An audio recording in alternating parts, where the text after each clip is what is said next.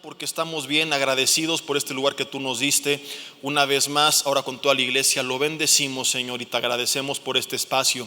Gracias por el nuevo lugar al que tú nos llevas y pedimos, Señor, más allá de las instalaciones, eso es lo de menos, Señor. Como tantas veces lo hemos dicho y vivido, a ti te podemos alabar donde sea y tu palabra puede ser predicada en cualquier lugar donde haya un corazón dispuesto. Gracias sobre todo porque esto nos permite tener la oportunidad de hacer más, Señor, para que tu iglesia siga siendo edificada. Estábamos aquí por el mismo tema de que era un lugar temporal, un poco limitados en la capacidad de lo que podíamos hacer, Señor, y te lo entregamos a ti. Tú nos has ahora abierto estas puertas para volver, Señor, a trabajar como lo solíamos hacer antes, con esa intensidad. Que tú traigas un despertar en nuestros corazones, Señor, y que podamos volver a ser luz en donde quiera que nosotros estemos, sal en esta tierra.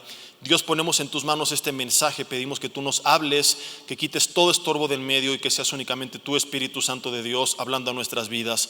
En el nombre de Jesús te lo pedimos y te damos gracias. Amén.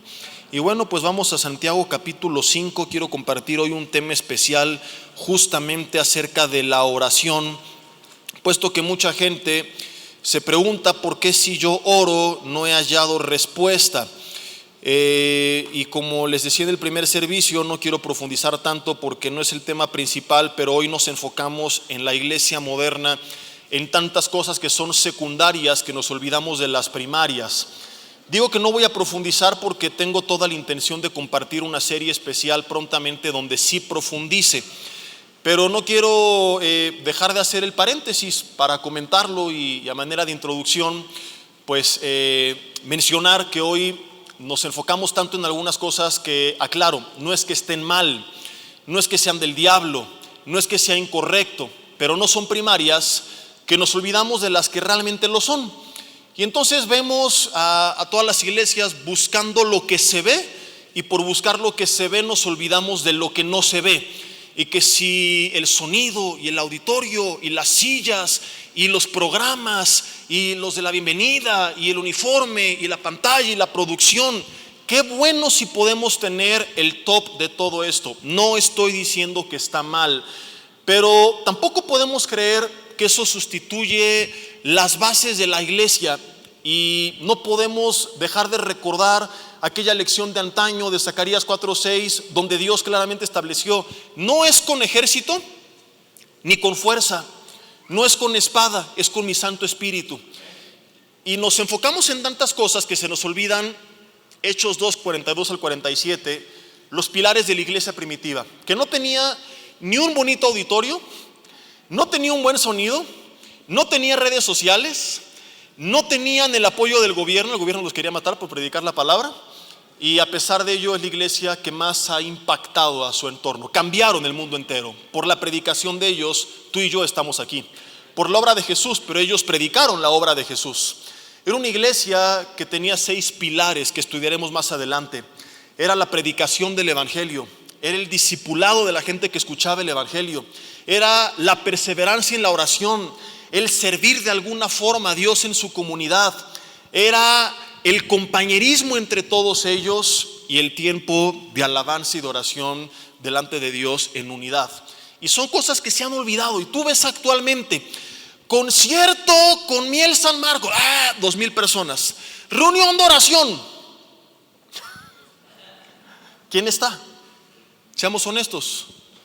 La hermana fulanita de tal y el hermano y el perico del hermano y hasta ahí estuvo, ¿verdad? Tarde de enchiladas y convivencia, toda la iglesia, ¿verdad? Tarde de alabanza y el grupo de alabanza con sus familias nada más. Entonces no podemos olvidar los pilares de la iglesia, y quiero por eso compartir más a fondo de ello. Y hoy no es mi intención meterme de forma exhaustiva, pero sí quiero que veamos un repaso acerca de algunas cosas importantes en nuestra oración, principalmente personal, porque mucha gente ha llegado a creer que su oración no tiene poder, y la Biblia enseña que tu oración también tiene poder. De hecho, Santiago capítulo 5 nos habla acerca de la oración de Elías, y la oración de Elías es lo más loco que tú puedes encontrar en la Biblia. Este hombre oraba para que cayera fuego del cielo, para que lloviera y dejara de llover, y se cumplía. Tú lees eso y dices: no, hombre, yo oro y ni siquiera regresa la luz a mi casa, y este hombre oraba y caía fuego del cielo, y yo ni siquiera he logrado orar por alguien que esté enfermo de gripe y que se le quite, entonces para mí no es. Y me fascina que Santiago dice: Elías era un hombre sujeto a pasiones semejantes a las nuestras. Es un hombre que lidió con la depresión, con el desánimo, con tendencias de tener ganas de dejar de vivir. Y lo que está enseñando la Biblia es esto: no se trata de quién era Elías. El poder no era por quién era Elías, sino por quién respondía a la oración. El poder no era de Elías, era del Dios de Elías. Y el Dios de Elías es el mismo que tú y yo adoramos esta mañana. Y hemos creído que el poder de la oración está en la persona y no en el que responde a la persona.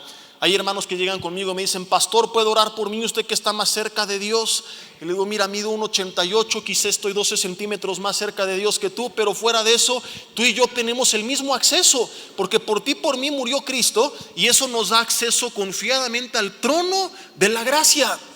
Por eso que Santiago 5 dice: la oración eficaz del justo puede mucho. ¿Y quién es el justo? El que fue justificado por la obra de Cristo Jesús en la cruz del Calvario.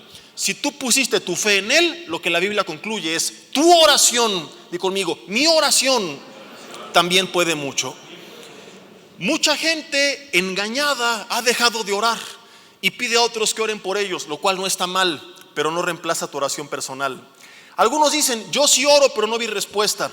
Y es que déjame decirte algo que nunca has escuchado. Me vas a tachar de hereje, te vas a querer parar, darte la vuelta y salir de este auditorio, pero dame 5 minutos y te lo voy a demostrar con la Biblia en la mano. Pon mucha atención a esta afirmación escandalosa que voy a hacer. La oración no tiene poder. ¿Cómo dices eso? Y es hereje, apedréalo. Aguántame tantito. La oración en sí misma, sin ciertas características añadidas a la oración, no tiene poder. Enséñame un pasaje en la Biblia donde de forma explícita diga que la oración tiene poder, y te puedo apostar lo que quieras a que no lo vas a encontrar, porque me he tomado la molestia de leerlos bien y me doy cuenta de algo que a veces ignoramos. Cuando la Biblia habla acerca de una oración que tuvo poder, siempre de forma implícita o explícita se añade un adjetivo calificativo que describe alguna característica de esa oración que hizo que la oración tuviera poder. La oración en sí misma, sin estas características, no tiene poder. Si la oración en sí misma tuviera poder, ¿por qué Jesús dijo: cuando oren, no oren como los fariseos? Su problema no es que no oraban, pero oraban mal. Y Jesús nos enseña ahí que entonces no basta con orar, sino que cuando oremos tiene que haber ciertas características en la oración añadidas a la oración para que la oración tenga poder. Si la oración fuera suficiente y estuviera bien el mero hecho de orar, sin importar si tiene o no estas características, ¿por qué Jesús en una parábola dijo que había un hombre publicano que decía: Señor, ten misericordia de mi pecador, al que Dios escuchó? Pero hubo otro que se paraba y oraba, pero decía: gracias, porque no soy como aquel publicano. Yo oro y ayuno y diezmo y hago no sé qué tanta cosa. Y Jesús dijo: la oración de él es la que fue escuchada antes que la del otro. Jesús nos comienza a enseñar que no todas las oraciones tienen poder, que yo puedo orar como los fariseos, pero que oraban para ser vistos. Y su problema no es que oraban, sino que la razón por la cual oraban era incorrecta, y que si yo oro con la misma actitud, mi oración no va a tener respuesta. Santiago capítulo 5 nos describe algunas características y quiero que pongamos muchísima atención. Versículo 13. Vamos a ver de lo que estoy hablando antes de que se espanten. ¿Está alguno entre ustedes afligido?, dice la Biblia. Échese una caguama, váyase con el compadre a la taberna de Judá, me encierres en Facebook a ver fotos en Instagram, lo que hacemos cuando estamos afligidos, ¿verdad? A ver Netflix 16 veces todo el día. Dice la Biblia: haga oración. ¿Y qué es orar en la Biblia? Estar en comunión con Dios. Puede ser públicamente, puede ser en privado, audiblemente, o en tu mente o en tu corazón. Dice: ¿está alguno alegre? Cante alabanzas. ¿Está alguno entre ustedes enfermo? Llame a los ancianos, del griego presbúteros, que significa líderes de la iglesia, y oren por él, ungiéndole con aceite, que es un símbolo del Espíritu Santo, para recordarnos que el poder es suyo y no nuestro, en el nombre del Señor. Y la oración, dice la Biblia, salvará al enfermo. ¿Están de acuerdo? Pues yo no. ¿Ya ven cómo me dan el avión nada más? Ven nada más cómo son gachos. Se los acabo de leer, y porque se los acabo de leer, la oración tiene el poder de salvar al enfermo. ¿Cuántos están de acuerdo? ¿No lo dice la Biblia? Siguen diciendo que sí.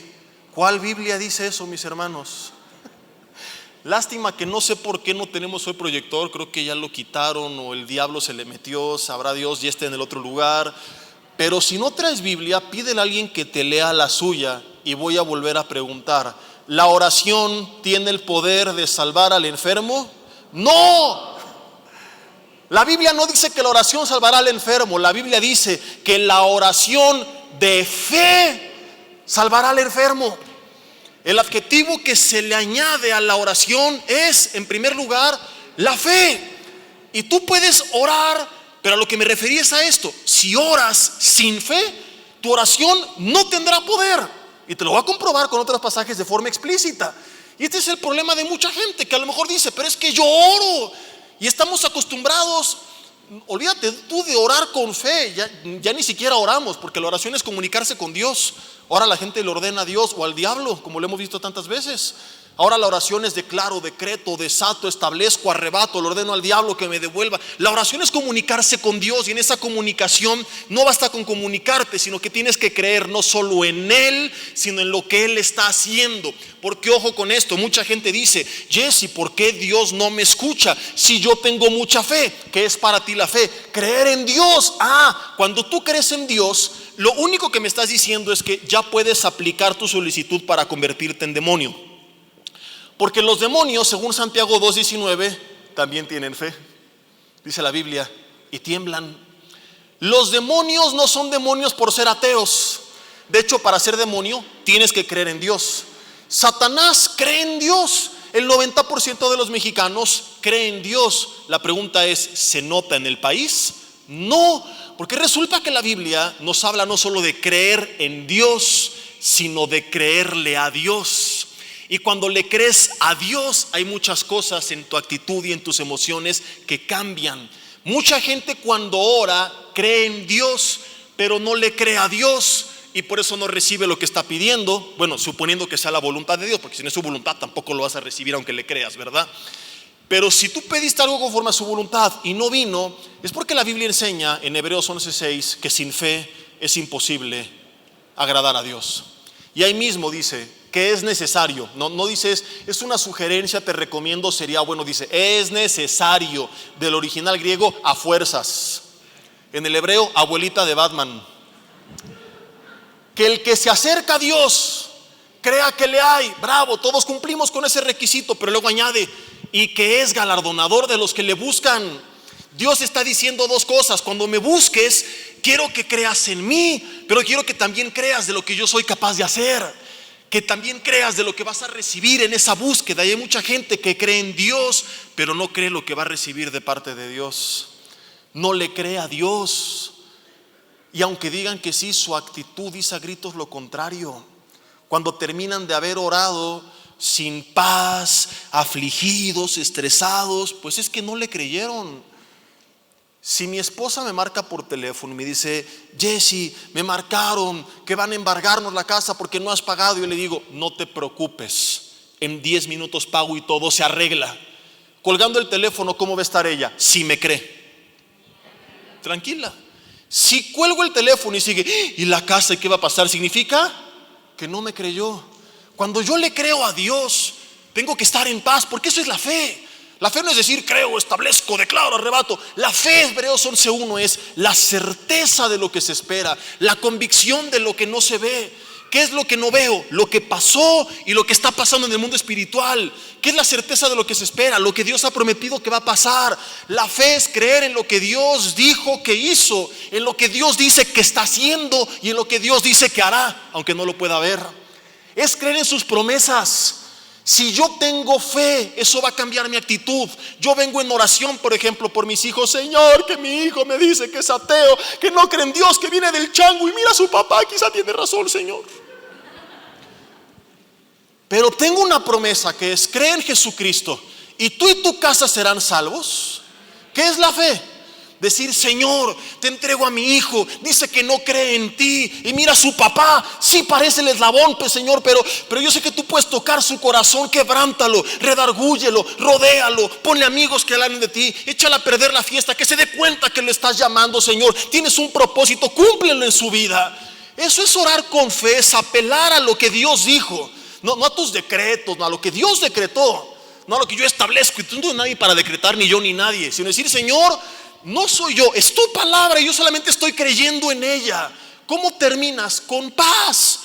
Porque Él te puede decir misa, pero tú dejas de escuchar lo que Él te dice. Mamá, no creo en Dios, vengo del chango, soy ateo. Sigue diciendo lo que quieras.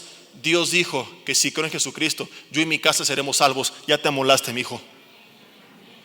Tarde o temprano, por las buenas o por las malas, pero de que caes, caes. Y te lo dice alguien que durante muchos años se burló de la fe de su madre, y que la vi tranquila, no afligida y amargada, porque desde muchos años atrás ella había creído esta promesa, que su familia le iba a servir. Y durante muchos años yo me burlaba, no iba el domingo, le ponía canciones con groserías para molestarla. Se están sorprendiendo, que aquí creyeron que nací, que mis lloridos eran lenguas, mi biberón era marca Ixoye y echaba punes santos de bebé. No. En secundaria nos enseñaban etimologías grecolatinas. Lo único que aprendí de eso fue escribir groserías en el baño. Me decían mis cuates Vulgar Vader, para que te des una idea. Nunca me perdí tanto, pero tampoco te puedo decir que siempre tuve temor de Dios. Y muchos años lo último que me interesaba era servir a Dios, ni siquiera conocerlo. Y veía a mi madre en las madrugadas tirada en su vestidor. Yo decía: qué gacho mi papá, que no le quiere cambiar el colchón y que se tiene que ir al piso. Luego me di cuenta que era el colchón, que estaba bien, y dije: qué loca que le gusta dormir ahí. Más grande me di cuenta que no es que le gustara dormir ahí, estaba orando por nosotros todas las noches por años. Y dije: está más loca si cree que por estar ahí tirada algo va a pasar en nuestras vidas. Ella nunca le importó lo que nosotros dijéramos, porque siempre creyó a lo que Dios le dijo. La fe es la certeza de lo que se espera. Di lo que quieras, no me interesa, porque es más fuerte lo que Dios dijo. Y conforme a su promesa, uno por uno, pum, pum, pum, Dios nos fue tocando a todos. Y por andar de bocón, aquí estoy. Me burlaba de los predicadores. Y qué buen sentido del humor tiene el Señor. Por eso cuando alguien se burla de mí, no me importa. Digo: síguele, ¿verdad? A lo mejor vas a acabar aquí arriba también por andar haciéndole de payaso. Y cuando tú oras con fe, terminas en paz. Pero cuando tú terminas: Señor, porque a veces así oramos, como si hubiera que convencer a Dios, cuando no hay que convencerlo. Él nos quiere dar todo. Nos dio a Cristo, dice Romanos 8. ¿Cómo no nos dará juntamente con Él todas las cosas? En el versículo 31. Entonces Él quiere, pero a veces no es el tiempo, no es la forma, o simplemente no es su voluntad. Pero no lo tienes que convencer, porque no son los gritos, las lágrimas, los berrinches lo que mueve a Dios. Como si Dios estuviera: Señor, por favor, mi familia, mi economía, mi finanza. Nel. Padre, que no, por favor, está bien, ya estuvo, pero ya cállate. No, Dios, porque es Dios, nos aguanta. Pero pobres de los ángeles que nos tiene asignados de escucharnos orar con esos lamentos. Digo, ¿cómo no les da depresión a los ángeles? No sé si tengan su psicólogo angelical para que les dé terapia. Algunos han de decir: Señor, ya cámbiame de humano porque ya me harté. Porque para acabarla de amolar terminamos con un: por favor, Diosito. No es tu ídolo de tu antigua religión, no es una estatua, una imagen, una pintura hecha por el ser humano. No termines con un Diosito, porque estás clamando al creador del universo, al Rey de reyes y Señor de señores. Ningún Diosito, es el Dios todopoderoso, el que tiene el poder de cambiar todas las cosas, el que dijo: al que cree todo le es posible. A Él es al que estamos clamando. Y cuando tú en verdad lo crees y dices: Señor, te estoy clamando a ti, y tú tienes el poder, y yo descanso, y haz tu voluntad, Señor, tú terminas en paz, porque sabes que tu vida está en sus manos. Cuando oras con fe, eso repercute para bien en tu actitud. Eso cambia completamente el estado de ánimo con el cual tú te acercaste. Jesús hablando acerca de la oración en Marcos capítulo 11, acompáñame a ver lo que dijo. Mientras lo buscas, olvidé decirte que la palabra fe viene del griego pistis y significa justamente confianza o convicción. Confianza o convicción. Y vamos a ver lo que Jesús dijo en Marcos capítulo 11 acerca de la fe. ¿Y están ahí? Marcos 11, versículo 22. Fíjense las dos características otra vez. Dice, respondiendo Jesús les dijo, tened fe en Dios. Por supuesto que sí. Yo no estoy diciendo que no, simplemente aseveré que no era el 100%, sino solamente el 50% de la ecuación. Tengo que creer en Dios. Pero luego Jesús añadió, porque de cierto os digo que cualquiera que dijere este móntete, símbolo de los problemas y adversidades que tenemos enfrente, quítate y échate en el mar, y no dudar en su corazón, sino que creyere que será hecho lo que dice, por supuesto siempre y cuando sea conforme a la voluntad de Dios, lo que diga le será hecho. Por tanto os digo que todo lo que pidiereis orando, ahora no dice creed en Dios, ahora dice creed que lo recibiréis y os vendrá. O sea que tengo que creer en Dios, pero también tengo que creer en lo que voy a recibir de parte de Dios. Si no, no viene nada. Ese es el problema de mucha gente. Dice, pero yo creí en Dios, pero no creíste lo que recibirías de parte de Dios. Ahora, no es que creas todo lo que vas a recibir. Yo le he pedido un R8 toda mi vida y no lo tengo. Lo he pisado porque todo lo que pise la planta de tu pie será tu territorio, y tampoco. Es si va conforme a su voluntad. Porque imagínate que fuera así de estricto. Elías oró para que cayera fuego del cielo. ¿Cuánta gente no ha orado para que te caiga fuego del cielo a ti? Estaremos todos chamuscados en este lugar. Entonces se trata de que cuando algo es su voluntad, esté en su palabra, y tú oras creyendo en Dios y creyéndole a Dios, entonces viene. ¿Por qué no viene? Porque creo en Dios, pero no le creo a Dios. Porque me acerco creyendo que le hay, pero no que es galardonador de los que le buscan. Y en Hebreos 11:6 están las dos, no una ni otra. La oración tiene poder cuando creo en Dios y cuando le creo a Dios. Cuando no le creo a Dios, limito el poder de Dios. ¿Hay algo que pueda limitar a Dios para manifestar su poder? ¿Puede el diablo? ¿Puedes tú? ¿Puede el gobierno? La incredulidad. No lo limita en un sentido de que no pueda, sino de que va en contra de sus mismos atributos, y digamos que él se limita a sí mismo. Te voy a explicar más adelante por qué. Por eso que asombrosamente encontramos en la Biblia que solo hay un lugar donde de forma explícita se dice que Jesús allí no hizo muchos milagros. Y dices, ¿dónde habrá sido? Te voy a dar pistas. Su tierra natal. ¿Qué habrán hecho los de Nazaret? Porque el problema de la iglesia actual, uno de los problemas es este, fíjate. Reducimos el cristianismo a una lista de reglas, y no estoy diciendo que no las tiene que haber, pero sí que no podemos limitarlo a eso. De tal forma que la gente piensa que únicamente se trata de lo que no tengo que hacer, y pensamos erróneamente que eso es el pecado. Entonces muchos dicen, yo ya vine a Cristo y mi vida está bien porque desde que estoy en Jesús no fumo, no me drogo, no me emborracho, no adultero, no fornico, no transo, no corro, no grito, no empujo y uso cubrebocas. Todo está en orden. Pero pecado no significa hacer lo malo. Pecado viene de una palabra griega que es la palabra amarteia.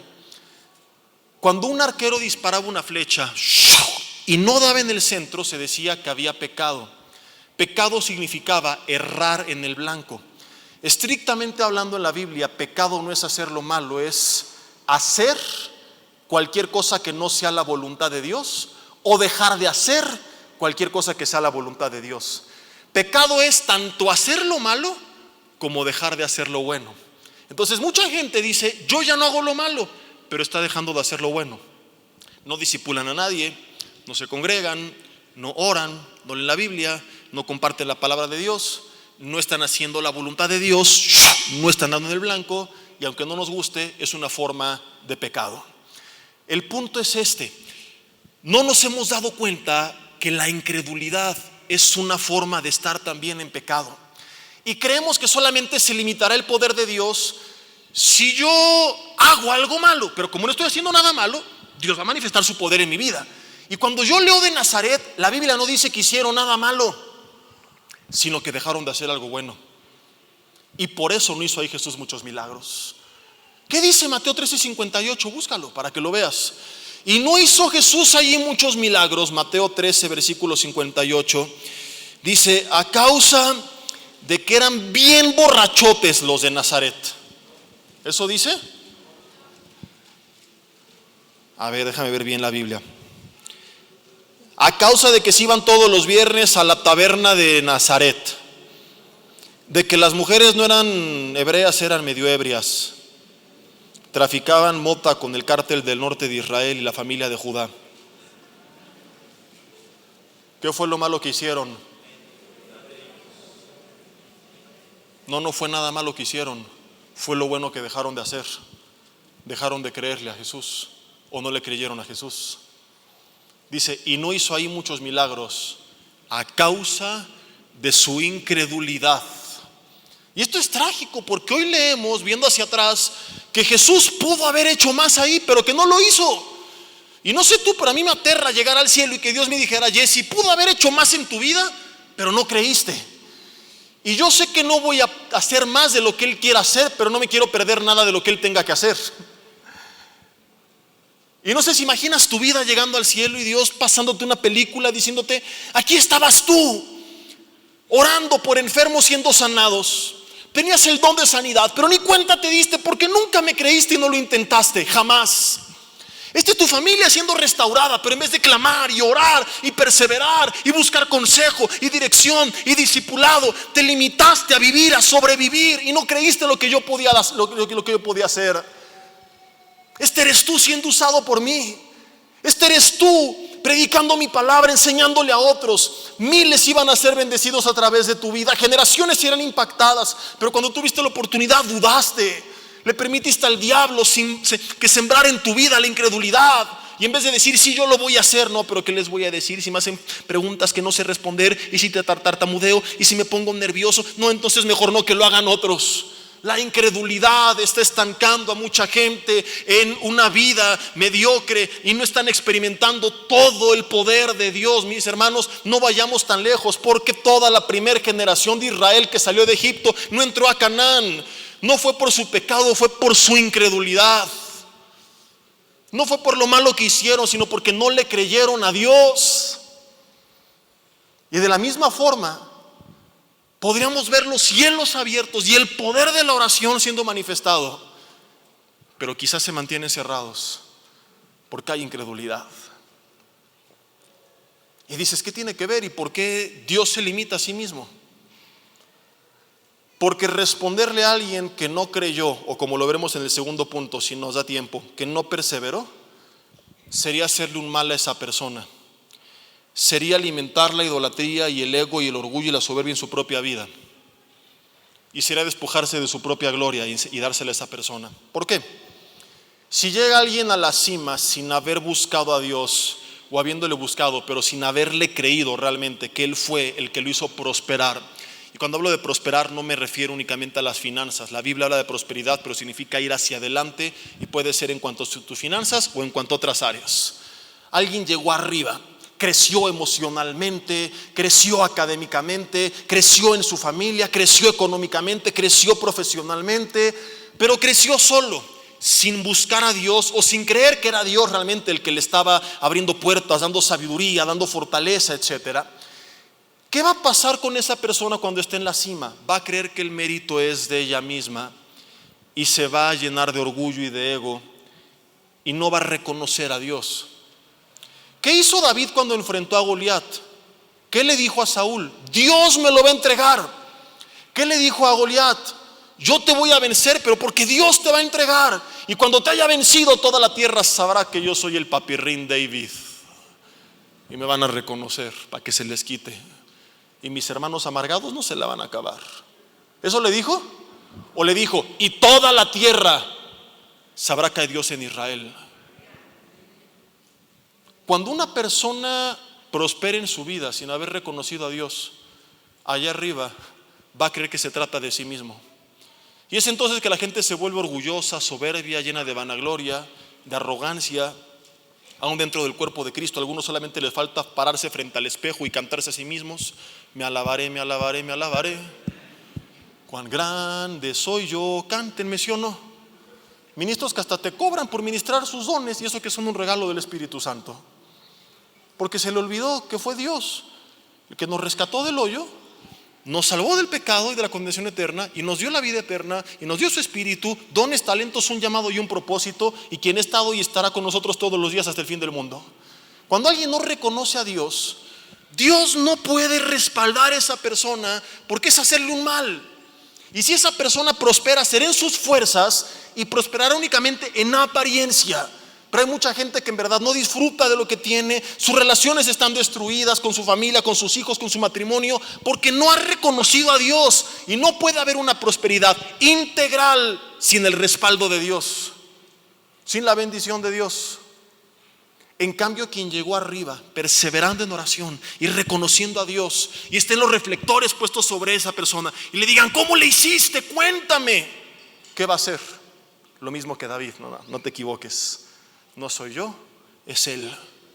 Él me perdonó, me amó, fue paciente, misericordioso, me levantó, me restauró, me ayudó, me aconsejó. Él confió en mí, creyó en mí cuando nadie más lo hacía, me dio oportunidades, su misericordia fue nueva cada mañana, me dio su espíritu, dones, me dio su poder, me dio talentos, me dio su consejo, su dirección, me exhortó cuando me estaba desviando. Por Él y para Él estoy aquí. No soy yo, es Dios, y de Él es toda la gloria. Solo esa persona podrá, como David, decir: y toda la tierra sabrá que hay Dios en Israel. Y escúchame, y cuando alguien tiene esto en su corazón, a esa persona Dios le entrega gigantes. Y sabe que puede seguir avanzando más y más y más, porque no va a ser un usurpador de la gloria de Dios. Uy, uy, uy, ay, ay, ay. En cambio, cuando no le creo, estoy poniendo un límite a lo que Dios puede hacer. Ahora, ¿cómo puedo creer? Porque de nada sirve todo lo que te he dicho si no aprendemos. ¿Y cómo le hago? Porque a lo mejor tú dices: si no es que yo quiera, ¿verdad? Trato de creer, pero ni modo que me pare y cree, que creas. No sé, ¿cómo le haces para creer? Y es que aquí hay una confusión, porque digamos que hay dos tipos de fe: la fe en el día a día, la fe diaria. Hay algo que se conoce teológicamente hablando como la fe salvífica, la fe que pongo en Jesús para salvación y para vida eterna. Esta fe no puede aumentar o disminuir, es o no es, la tienes o no la tienes. No puedes creer que medio murió y que 3/4 resucitó. Murió o no murió, resucitó o no resucitó. ¿Crees o no crees? ¿Eres salvo o no eres salvo? Punto. Pero en el día a día vemos en la Biblia que la fe, nuestra confianza en Dios, sí puede aumentar o disminuir. De hecho, un versículo que muchos sabemos, ¿verdad? Porque desde el Antiguo Testamento se establecía en Habacuc que es: el justo por la fe, y se retoma en el Nuevo Testamento: vivirá. Y esta palabra vivirá no se limita a hablar de la vida eterna, sino asuntos que tienen que ver con la vida diaria. O sea que necesitamos seguir viviendo por fe, enfrentar la vida con esta confianza en Dios.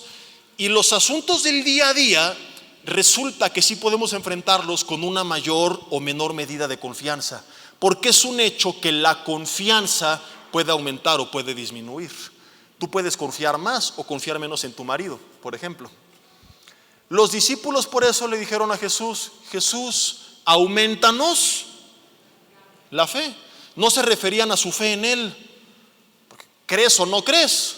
¿Es Jesús o no es Jesús? Oye, como no sabemos si eres un holograma o si eres Jesús, entonces no era su fe en Él en el sentido de la salvación, era su confianza en Él y en Dios para los asuntos del día a día. Cuando Jesús les dice en la barca que se estaba hundiendo: ¿por qué dudaron, hombres de poca fe? No es que no creían que Él estaba ahí, sino que dudaron de que la barca se podía hundir. La fe entonces para los asuntos del día a día sí puede incrementarse. La pregunta es ¿cómo? Y hay 3 pasajes clave. Uno de ellos muy olvidado por ser del Antiguo Testamento, y de ahí que mucha gente piense que todo se trata de aprender versículos y versículos y versículos. Y aunque es parte del proceso, los fariseos y el diablo y los demonios también se saben la Biblia, y como hace rato lo vimos, tampoco sirve de nada que se la sepan. Por una parte dice Romanos 10:17 que la fe es por el oír y el oír por la palabra de Dios. La fe empieza a venir cuando yo comienzo a conocer lo que Dios ha dicho, que hizo, que está haciendo y que hará. De entrada, entendamos esto: si la fe es la certeza de lo que se espera y yo no conozco a través de la Biblia lo que estoy esperando, ¿cómo puedo ejercer la fe? ¿Cómo puedo tener la certeza de lo que se espera si ni siquiera sé qué esperar? ¿Me explico? Entonces, pastor, ore para que Dios me dé fe. Pues primero conoce sus promesas, para que tengas entonces una base a la cual aferrarte, un ancla donde estar y algo a qué esperar. Porque si ni siquiera sabes qué esperar, pues ¿cómo vas a tener fe? Es que estoy pasando crisis, y ya conoces que Jesús dijo: busca primeramente el reino de Dios y su justicia, y todo lo demás te será añadido. No, bueno, pues comienza por ahí, por conocer lo que Dios ha prometido, para que entonces sepas qué esperar. Porque si no, esperan puras tonterías que ni existen en la Biblia. Hay gente que espera, por ejemplo, que Dios sane sí o sí a todos los enfermos, y en la Biblia no ocurrió esto. Sanó a muchos, pero la fe no es decir: y yo creo que me vas a sanar y no acepto no por respuesta, como hace poco lo veíamos. Luego me marcan: pastor, ore por mi abuelita que tiene 96 años, que Dios la sane. Todos tenemos fe. Le digo: bueno, yo también tengo fe, pero algún día tiene que morir. Ya tiene 96, está tirada en la cama, no puede ni vivir. Es muy egoísta de su parte que la quieran tener así. Quizá ya es tiempo de que vaya con el Señor. ¿O qué quiere, vivir 700 años y ganar la Matusalem? ¿O cuál es la idea? Entonces la fe: Señor, yo creo que me puedes sanar, pero aun si no fuera tu voluntad, gracias porque tengo la vida eterna. Y si me sanas, seguiré viviendo por ti, gloria a Dios. Y si no, yo sé a dónde voy. Y eso hace que pase lo que pase, tú estés tranquilo. Esa es la fe. Pero como la gente no sabe qué esperar, se pone a inventar. Y de ahí la doctrina, entre comillas, de los decretos y establezco y arrebato, que se parece más a la brujería que a la oración. Segundo pasaje clave, Gálatas 5:22, habla del fruto del Espíritu y dice que son 9 características que en singular son el fruto. Una de ellas es la fe. Entonces entiendo dos cosas: la fe viene a través de mi contacto con la palabra, pero es producida por el Espíritu Santo. De modo que no es un mero ejercicio intelectual de venir y memorizar, sino es un ejercicio espiritual, donde en comunión con Dios, bajo la influencia del Espíritu, con un corazón dispuesto, vengo a aprender su palabra. ¿Sí me explico o no? Porque hay gente que viene a leerla, pero para saber cómo contender con los demás y pelearse y humillar y debatir y burlarse de los demás y desacreditar y envanecerse, y así no va a haber fe en sus vidas, porque eso no es algo que respalde el Espíritu Santo.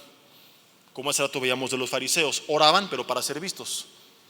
Y otro pasaje clave, por ahí escondido en el Salmo capítulo 9, versículo 10, revela un principio muy obvio que voy a explicar.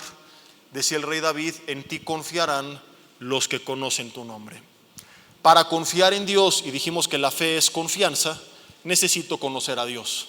Decir los que conocen tu nombre no es los que sepan cómo se llama Dios. ¿Cómo se llama? Jehová. Ah, ya tienes fe. No. La frase los que conocen tu nombre, o el término, se refiere a aquellos que conocen las características del nombre que se está describiendo. No los que conocen cómo se llama Dios, sino quién es Dios. Como cuando tú dices: ahora sí me vas a conocer.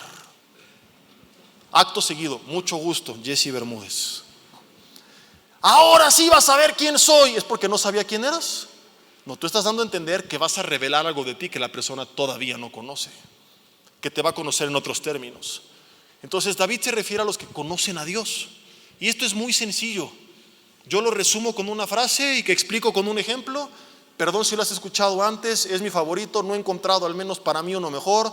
Y si alguien tiene poco tiempo aquí, creo que le va a servir para entender esto sin tanto misticismo y tanto rollo. Porque ahí anda el Señor, dame fe, y piensan que es algo que viene como de forma mística, y cuando se calambre entonces van a creer. Y no, si la fe significa confianza, y la confianza, según este salmo, viene a través de conocer a Dios, hay algo muy obvio que no estamos viendo.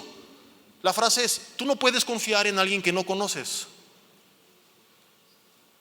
Es evidente. ¿Cómo voy a confiar en Dios si no conozco el nombre de Dios? ¿Cómo voy a conocer a Dios sin una relación con Dios? La Biblia dice que la iglesia es la novia de Cristo. y estamos en una relación. De hecho, predicamos a diestra y siniestra que el cristianismo no es una religión, sino una relación. Pero qué hipócritas somos porque no la vivimos. Decimos que es una relación, pero vivimos en una religión. Mira al de lado, tómala. Hace lo mismo que hacías antes, pero sin veladoras. ¿O no? Pero no hay relación en realidad. Y sin relación no puede haber confianza, no puede haber fe. El ejemplo es este. ¿Cuántos están casados o casadas? Levanten la mano. Bien arriba, sin vergüenza, con confianza. Felizmente casados y casadas. ¿Cómo que la bajaron a ver otra vez? Algunos hombres van a ayunar durante 3 semanas. Ok, quiero que trates de recordar, aunque quizás sea difícil, la primera vez que tú supiste de la existencia de quien ahora es tu cónyuge. No la primera vez que se vieron, porque a lo mejor cuando se vieron ya habían chateado, ya les habían contado mutuamente de la otra persona, ya la tía le había enseñado al sobrino en fotos, quizá cosas como estas pasaron, ¿no? La primera vez que tú supiste que esa persona existe, ya sea porque te la enseñaron, porque la viste o porque se te apareció. Trata de recordar ese día. ¿Ya lo tienes? Ok, no lloren, hermanas, por favor, sean fuertes. Algunas están, sí, pastor, lo recuerdo. ¿Qué hubieras hecho si ese día, quien ahora es tu esposo, que en ese entonces no tenías idea, ni siquiera su nombre en ese momento, se hubiera acercado a ti y te hubiera dicho: hola, nena, mucho gusto, soy tu futuro esposo, tus hijos serán mis hijos, tú y yo serviremos juntos a Jehová. No te preocupes, no, sé que estás asustada, pero no te espantes, confía en mí, no te voy a hacer nada malo.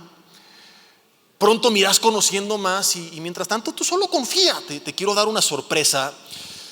Quiero que la pases increíble porque quiero desde el primer día que tú sepas la magnífica persona que voy a ser para ti, y te voy a dar un lugar maravilloso donde la vamos a pasar espectacular y te vas a divertir y todo va a estar bien.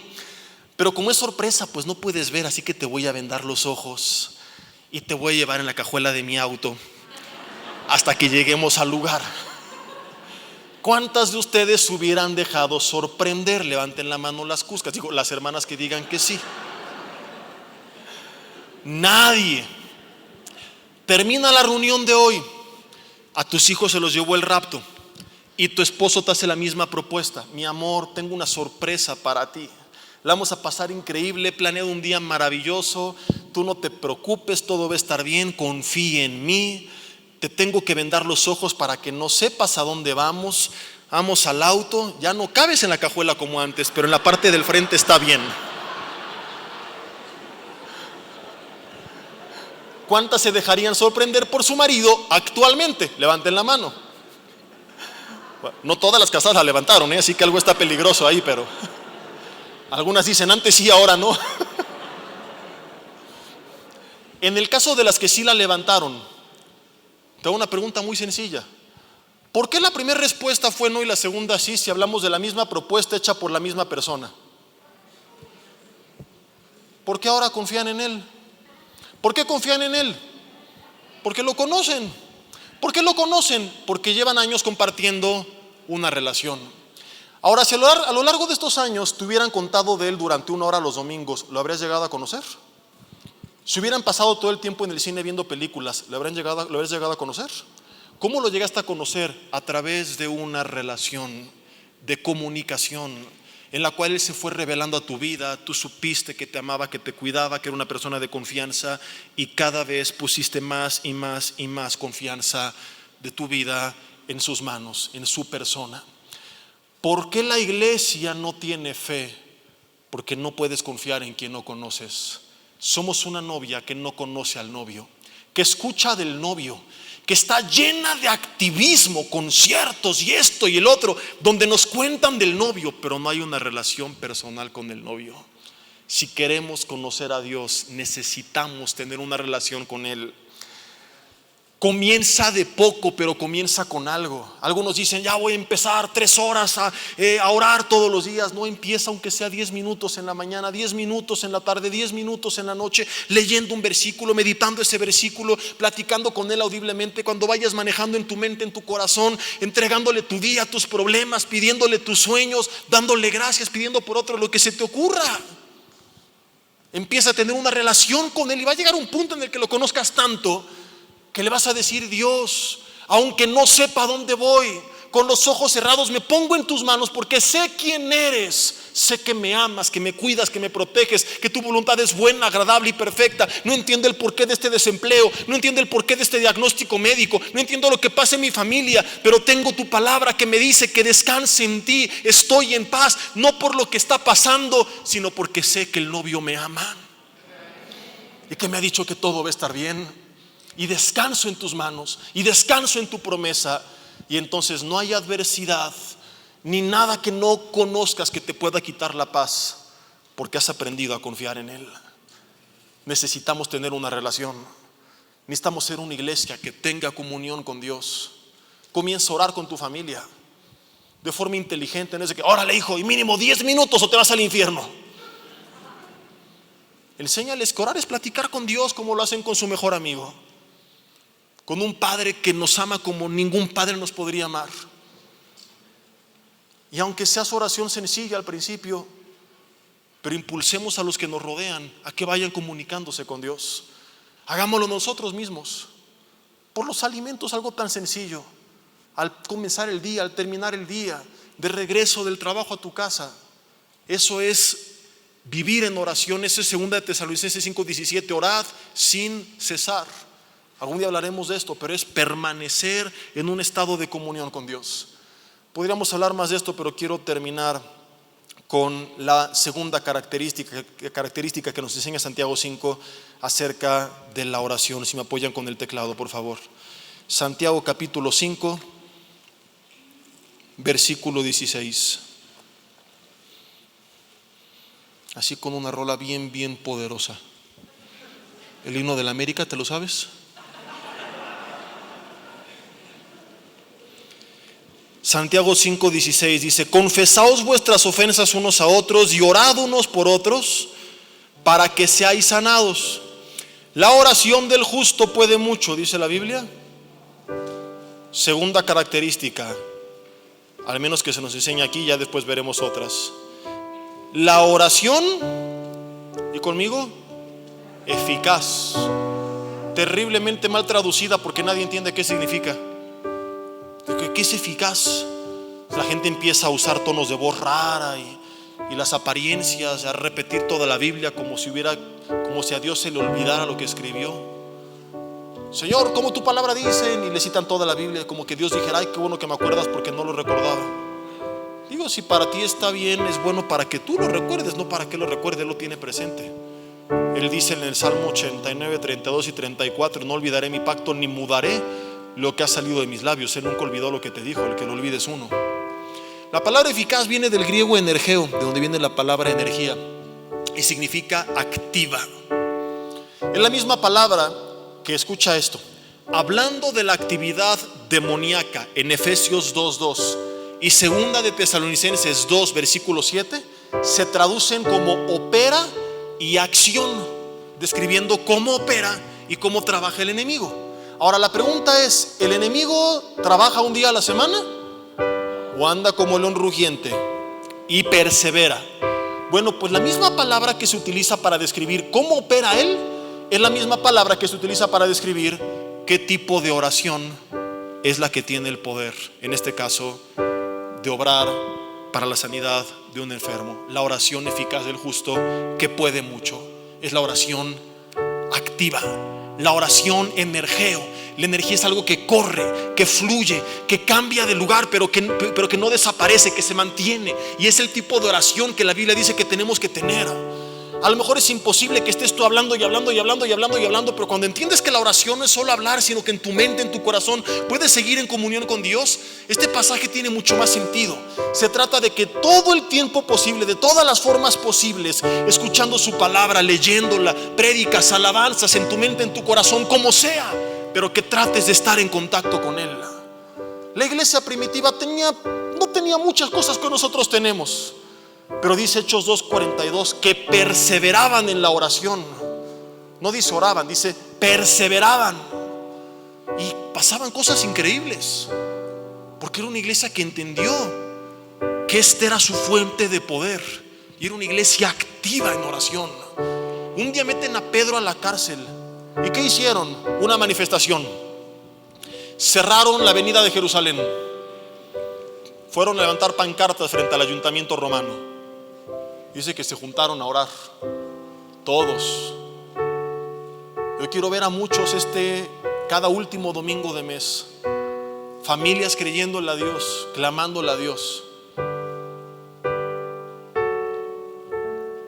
Y el Señor visita a Pedro en la cárcel, rompe sus cadenas, ilumina sus tinieblas, abre la puerta donde él estaba, sale caminando por su propia cuenta, neutraliza a todos los guardias, llega a la casa donde estaban orando por él, sale a abrir una muchacha que, si no mal recuerdo, se llamaba Rode, es el nombre como quiera que se llamara. Pregunta: ¿quién es?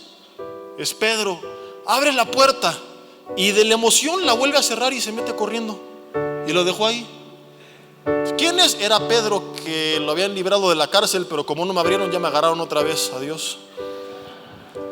Entra al lugar donde estaban orando. ¿Quién era? Pedro. ¿Y qué tenían que hacer?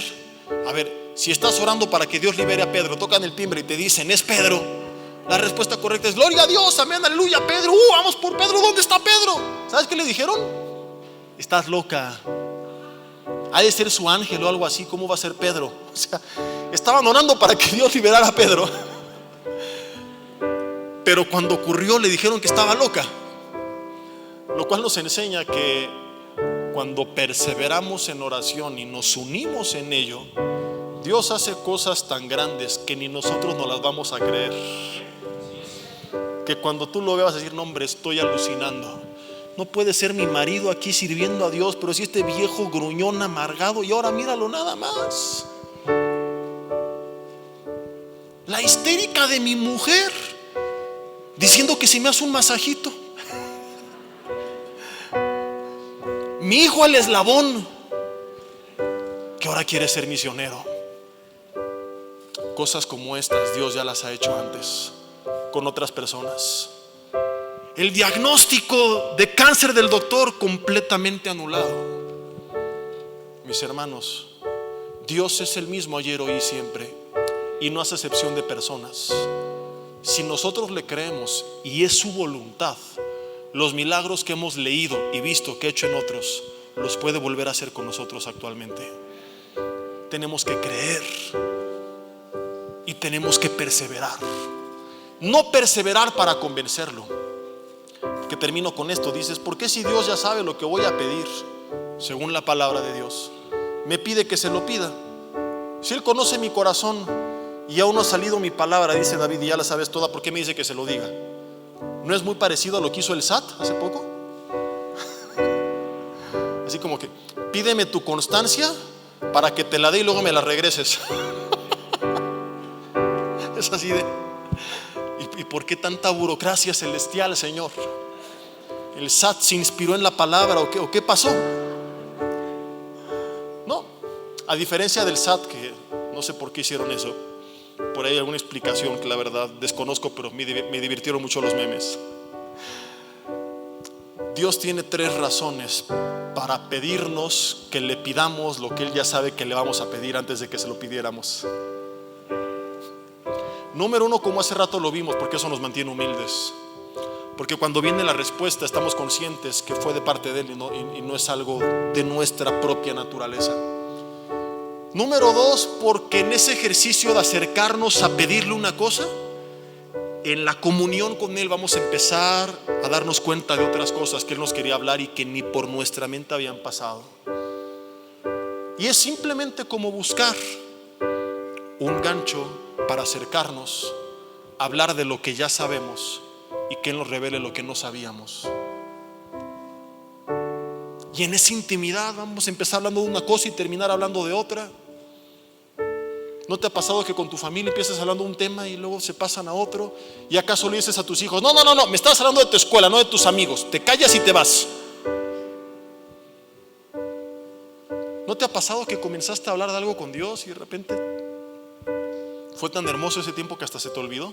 Yo recuerdo perfecto una vez que había un problema con la iglesia, no me acuerdo ni cuál. Creo que en esa oración se terminó, en mi mente al menos.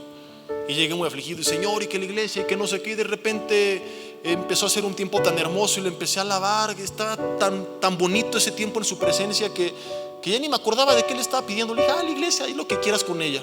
Ahí está, con tus ovejas, Señor, ahí te las encargo. Y yo quiero seguir aquí en este tiempo. Pero tercero, y es fascinante, se nos olvida que en el huerto del Edén el Espíritu Santo se paseaba, el Espíritu de Dios entre Adán y Eva.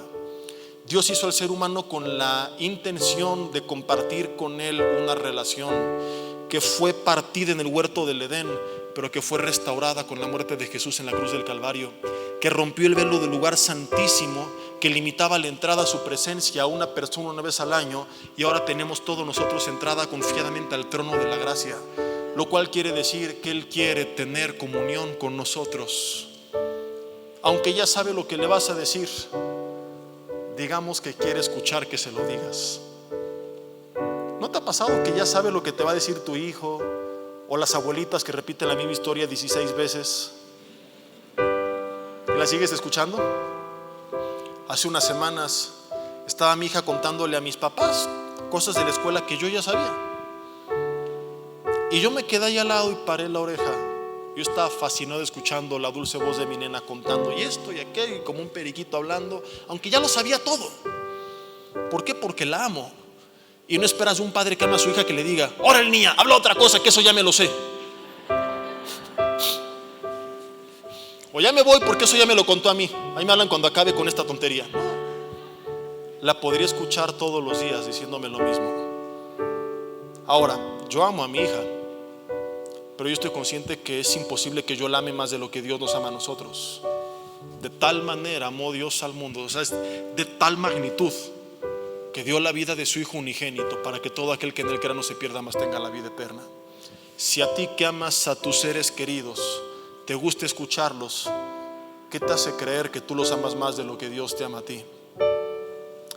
Dios no es egoísta cuando oramos. Los egoístas somos nosotros que le decimos: ahorita no tengo tiempo, ahí aguántame hasta que tenga algo que pedir. No lo veas como el Dios lejano, que cuando necesites algo acudas a Él. Velo también como ese Padre, como ese amigo que quiere tener una relación contigo, que murió en la cruz del Calvario para restaurar esa relación, y que podamos pasar los siglos de los siglos de los siglos en su presencia, en el reino de los cielos. Y si aquí no queremos tener comunión con Él, entonces como que ¿para qué te quieres ir al cielo? ¿No? ¿Le quieres ordenar al diablo que te devuelva lo que te robó? Te mando al infierno para que ahí lo ordenes toda la vida. ¿O quieres platicar con tu Padre Celestial? Bienvenido. Cierra tus ojos ahí en tu lugar y dile: Dios, te doy gracias por tu palabra en esta tarde. Perdónanos, Señor, si hemos pecado dejando de hacer lo que teníamos que hacer, y ha limitado tu poder nuestra incredulidad, nuestra apatía, nuestra pasividad. Señor, en primer lugar queremos ajustar nuestra logística del día a día para destinar un tiempo diario, en todo el tiempo posible, a estar en comunión contigo. Queremos ser la novia que conoce al novio, no la novia que no tiene idea de quién es. Queremos tener una relación contigo a través de la cual podamos aprender a confiar en ti. No lo veremos como una obligación, sino como un privilegio, como un deleite. No buscaremos que el tiempo termine, al contrario, nos pesará que no pudiera extenderse más. Hoy nos queda claro cuánto necesitamos acercarnos a ti y de cuán grande privilegio nos hemos estado perdiendo. Señor, queremos conocerte para aprender a confiar en ti y poder cerrar los ojos y decir: Señor, aunque no sé a dónde voy, confío en ti. A ojos cerrados vamos a donde tú quieras. Señor, gracias porque nos das la oportunidad de acercarnos confiadamente al trono de la gracia. Gracias porque nos oyes. Gracias por esa relación que podemos tener. Si nunca la has tenido, dile: Dios, quiero iniciarla en esta hora. Te entrego mi vida, ven a reinar en ella. Perdóname por mis pecados y límpiame con la sangre de Jesús, y enséñame a caminar tomado de tu mano. Dios, que pasen cosas tan grandes como lo leímos hoy, que cuando sucedan ni nosotros lo podamos creer, y que seas tú glorificado. Te lo pedimos en el nombre de Jesús. Amén y amén. Y que así. Vida Nueva para el Mundo se sostiene y propaga el mensaje de salvación de Jesucristo gracias a Dios y a tus donativos. Llevemos juntos el Evangelio de Jesucristo al mundo entero. Realizamos eventos, seminarios, congresos y diferentes programas para dar a conocer el mensaje de salvación y el poder de nuestro Señor, transformando y edificando vidas de mujeres, hombres, niños alrededor del mundo. ¿Qué pasa cuando decides hacer tu donativo? Aunque no puedas llevar la palabra personalmente a todo el mundo, de esta forma lo estás haciendo. Con tus donativos o aportaciones, estás sembrando y formando parte de lo que Dios está haciendo en su obra. Estás ayudando a traer luz a la oscuridad, paz al conflicto y esperanza a los que no tienen ninguna. Dona desde México.